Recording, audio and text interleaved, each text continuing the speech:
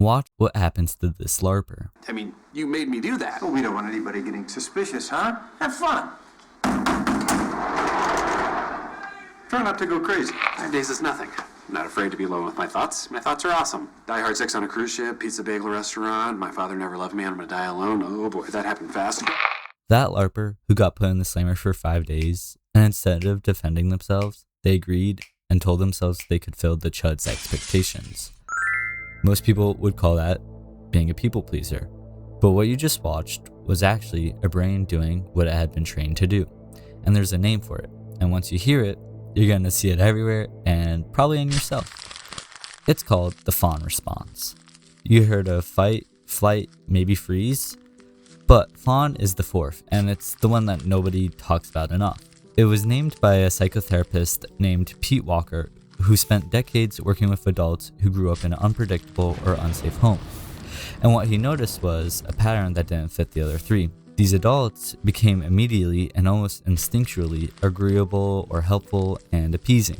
And it's all because long ago, their brain had learned that fawning is the most effective method in confrontation. And now that we know what the fawn response is, let's explore the origin. See, this doesn't only happen to people who had a dramatic or obviously traumatic childhood.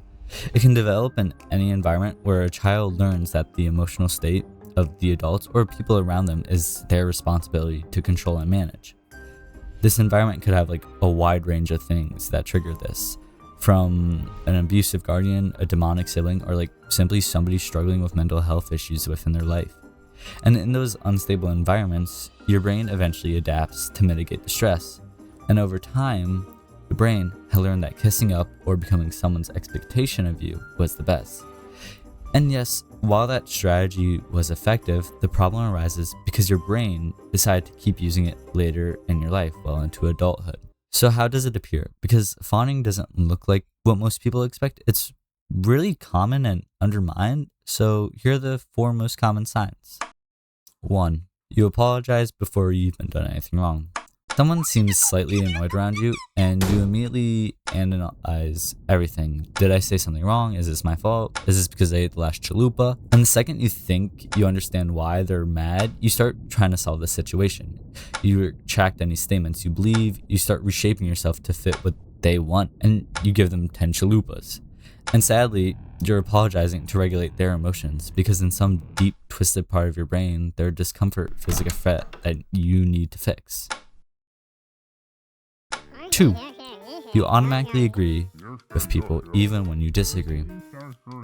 Someone says something you don't believe, and your first instinct isn't to provide a rebuttal or your belief, it's to find the part of what they said that you can agree with most.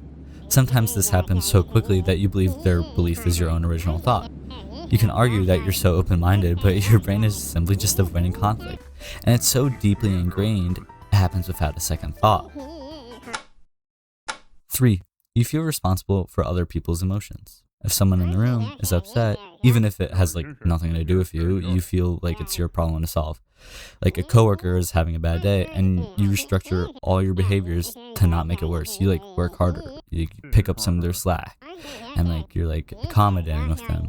And you essentially become everyone else's emotional caretaker because your brain believes that other people's emotional problems will eventually equate to danger later. 4. You don't know what you actually want. This one surprises people a lot because many people actually do it. But after years of automatically changing your needs to fit those of people around you, you sort of forget what you need or what you like. And one of the most common examples is when somebody asks what you like to eat. You genuinely just don't have an answer, and some people are indecisive, like to hear other people's opinions, so they withhold in these scenarios. But when you truly don't have a personal preference, it's because you spent years putting everyone else's preference first, that you stopped checking in with your own. You forgot your own.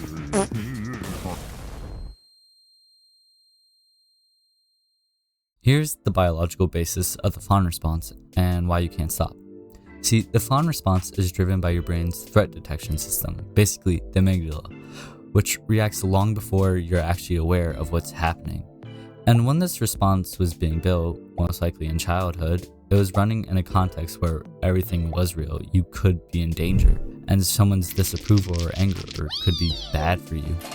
And unfortunately, the brain is extremely well at generalizing.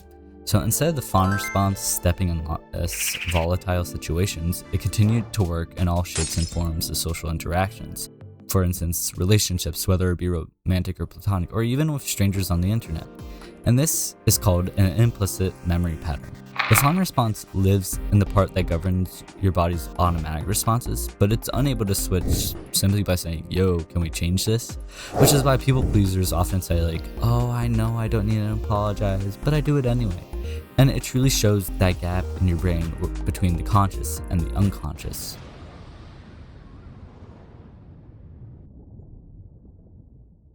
Now, I want to be honest with you. There's no way to undo this in one afternoon. The fawn response was built over years and is hard-coded into your brain. But there is a way to fix it. Instead of fighting it, simply learning about it can help. See, the actual starting point is noticing the response while it's happening. Not to stop it, but to create a tiny gap between the trigger and the behavior. Add that little bit of friction so next time you have a chance to respond differently. And over time, all those pauses where you choose to do something else eventually becomes a new, healthier pattern. And this is sometimes called titration in somatic therapy, where you introduce small, tolerable moments of safety into situations your body has coded as dangerous. It's very slow, but it slowly targets that built-up pattern and replaces it. And at the end of the day, the fawn response isn't a sign that you're broken necessarily. It's really just a skill, and it proves that you survived during a rough time. The problem with it is that you learn to use it in a circumstance where it's not needed.